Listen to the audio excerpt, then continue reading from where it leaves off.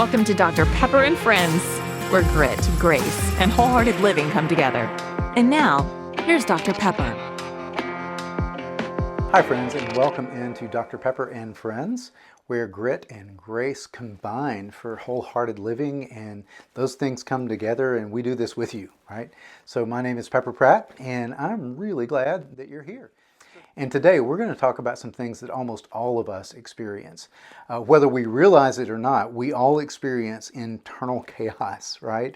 It's that moment where something happens and your heart races, your thoughts scatter, and it feels like everything at you is just yelling, run, hide, fight. I mean, get out of here, right? And it can happen in the middle of an argument with a friend or a spouse. It can happen by just seeing something or smelling something or hearing something that triggers a memory, or sometimes it's just a stressful day, right? I mean, I got to work this morning and I didn't even have a key to the office. And then I came home to get it, and I went back and realized that I'd picked something else up that I'd forgotten, and I'd forgotten my key. So I made 3 trips to my office before I ever got in the door today. That's just one of those days. So in this episode, we're going to talk about what's happening in your brain when you feel overwhelmed. We're going to talk about why your nervous system reacts the way that it does. We're going to talk about what it means for your brain to kind of flip its lid. And most importantly, we're going to talk about some simple grounding skills that you can use immediately to kind of help you to feel better. So to help us unpack all of this, I'm joined by my good friend and colleague, Debbie Bellinghausen. She has decades of experience of helping people to understand their nervous system, understand their trauma, understand how to build tools for resilience. So stick around. This is going to be practical, hopeful, and something that you can start applying today. So let's head on over to the office studio for our conversation.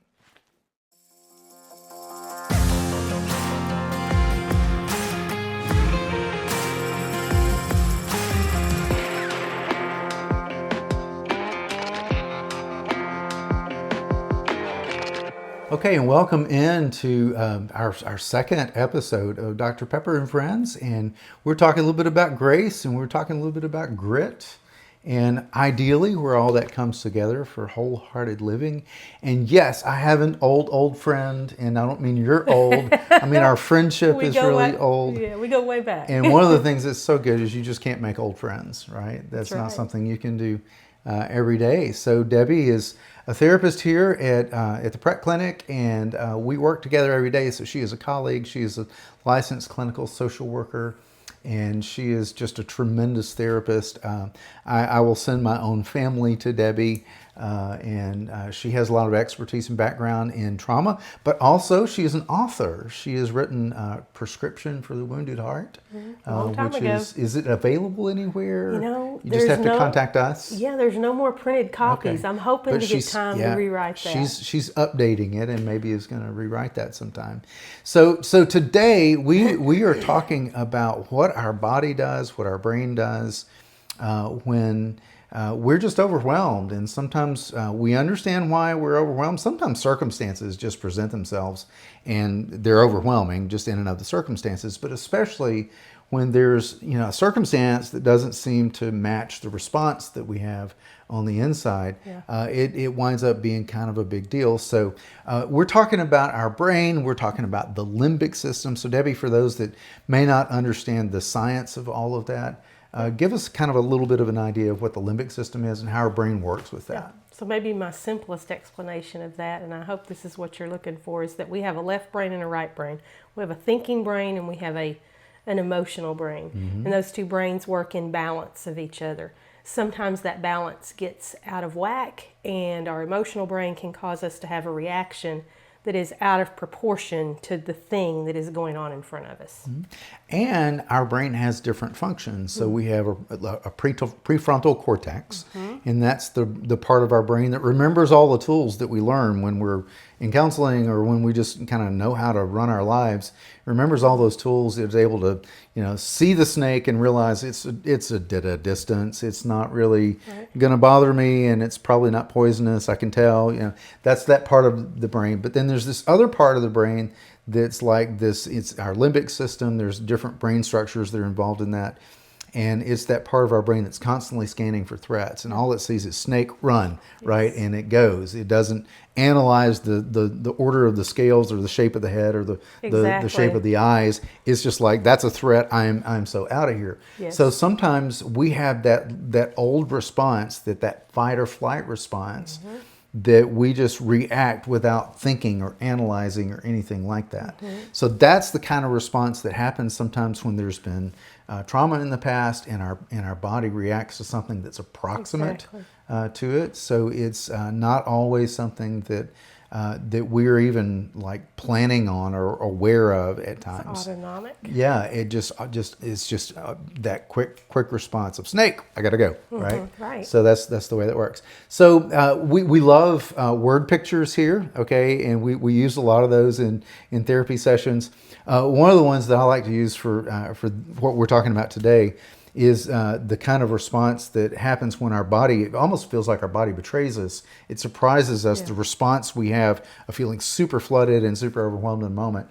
But the example that I give sometimes is just say one of your kids overnight crawled into your car and turned on the radio all the way up and turned the AC or the heat, whichever season is not the one you're in, and turned that all the way up, rolled all the windows down, put the seats all reclined back, turned the windshield wipers on. All of this without your knowledge, okay? And then this morning, you got to get in your car, and all of that is activated. It's just all at once. Now, the thing that's true is you actually can drive like that. You would look a little silly. Wouldn't want to. And it wouldn't be very comfortable, okay? But the idea is you got to regulate all of those dials. So you got to turn the volume down. You've got to turn the windshield wipers off. You got to, get the windows rolled back up, the seats to their upright position. And it's one of those things where, and this is kind of the name of our episode, is we want to calm the chaos, and we've got to regulate before we navigate. So before we start navigating and driving down the road, we've got to be able to regulate all those dials a little bit. So so that's what happens on the inside. Talk to us about, you've got a great word picture for what happens on the inside of us. Yeah, okay. So just real quickly, let's say that my hand is my brain, and this is my brainstem. And so we've already mentioned a couple of these pieces. We won't go into a lot of detail, but let's say this is a little tiny piece in the downstairs back part of my brain called my amygdala. Mr. Amygdala here is in charge of, this is my thinking or my feeling brain.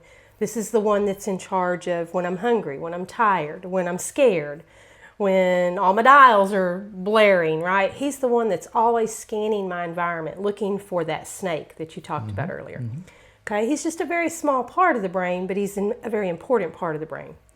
God saw fit to wrap this important piece with the much bigger piece, which is the prefrontal cortex, right? Our thinking brain. And so typically what should happen when all of our dials aren't out of whack is our emotions and our cognition should be in balance and working together. They're filtering back and forth as we're scanning and interacting with people and things in our world. However, when that snake appears, or whatever it is that has triggered us, Mr. Amygdala here kind of hijacks our brain. And he says, let's sound the alarm, let's jump into fight, flight, or freeze, or fawn, I think is a new one they've got now. And so we flip our lid. Prefrontal cortex is out the door, offline. If our Wi-Fi goes down here in a minute, nobody is going to see one more thing we do until we get Wi-Fi back on, right? So when we have flipped our lid, we are in survival mode. We are autonomically responding.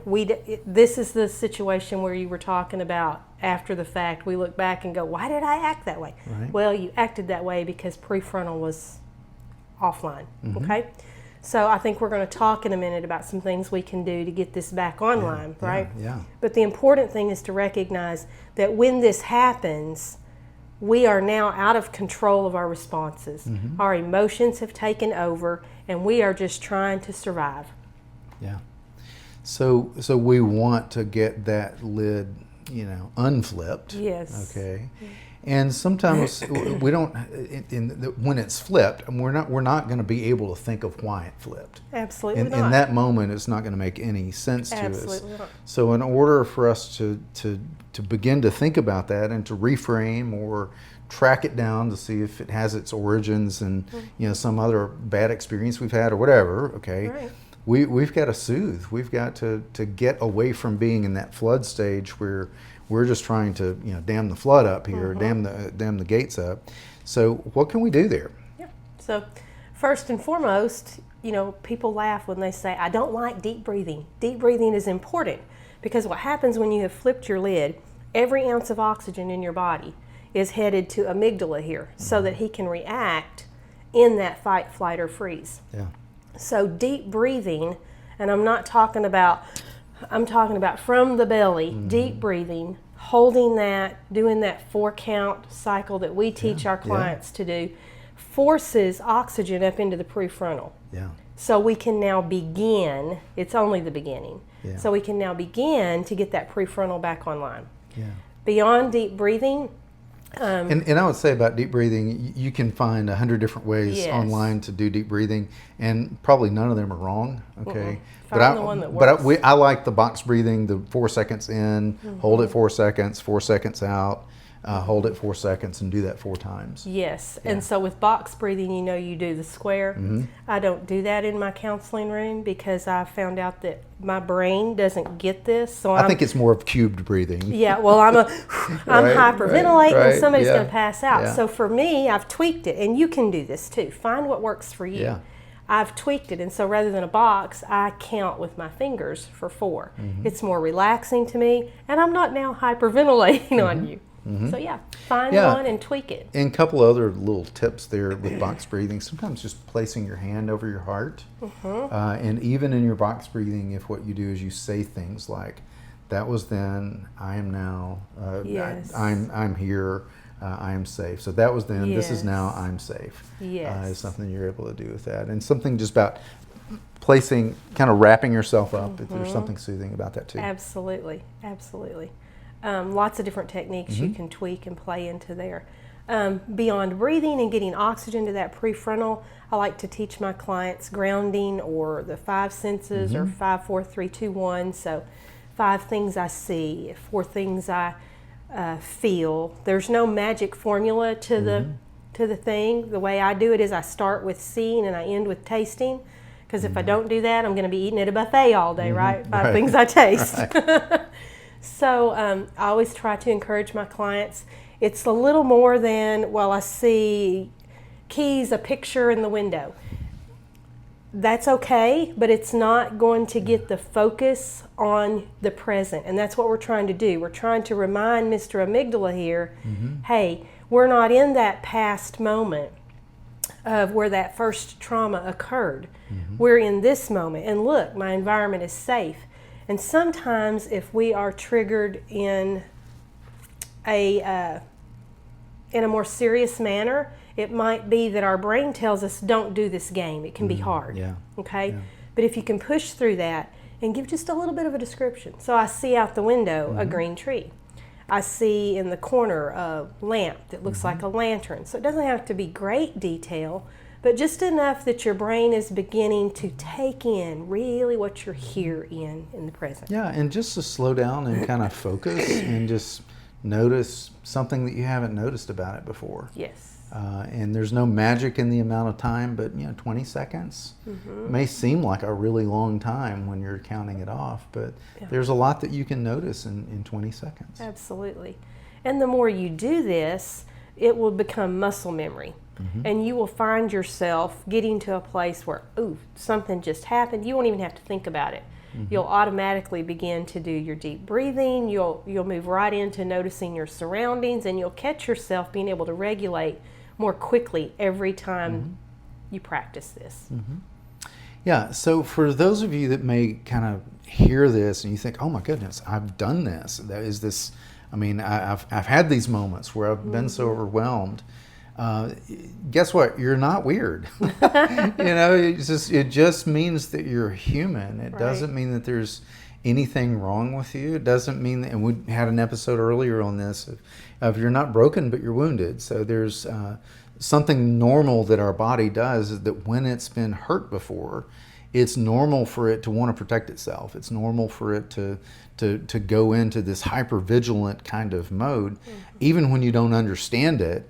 in a way that is protecting you because it's learned something from the past that maybe needs to be understood and sorted out sometimes, right? So what about for those who may be people of faith and they think to themselves, oh gosh, there's just something wrong with me spiritually. What would you say to them? I would first want you to know our emotions, that amygdala, the fact that it is wrapped in the prefrontal cortex. This is like my soapbox. I get on this with my clients. This excites me because God saw fit to give us emotions. Why would he give us emotions? It's my understanding, it's the best I can wrap my head around, is he gave us emotions so we could connect. First connect with him, right? But then beyond that, connect with others. But he also gave us emotions to protect. And so they have a function.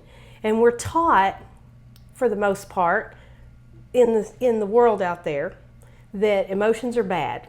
Emotions show weakness. Emotions get in the way. Well, and there's even people of faith sitting out there. Wait a minute, you're talking about those emotions now, and emotions are the heart, and the Bible says that the heart is deceptive above all things. Yes, so the heart is right. But and sometimes we can't trust these emotions. That's why it's important to begin to understand what causes me to do this. Yeah, because emotions at the end of the day are only data sources. Yes. Okay, they are sources of data that are giving you information. They're not giving you truth. Right. They are giving you information that's really important to understand. Yes. It's kind of like the dash lights on your car. Okay. So I happen to drive a car that the tire light stays on. And it has for about 2 years. I can get it replaced for about $1,000. You know me. I'm a little tight. I'm not going to do that. So every morning when I crank up my car, that dash light comes on.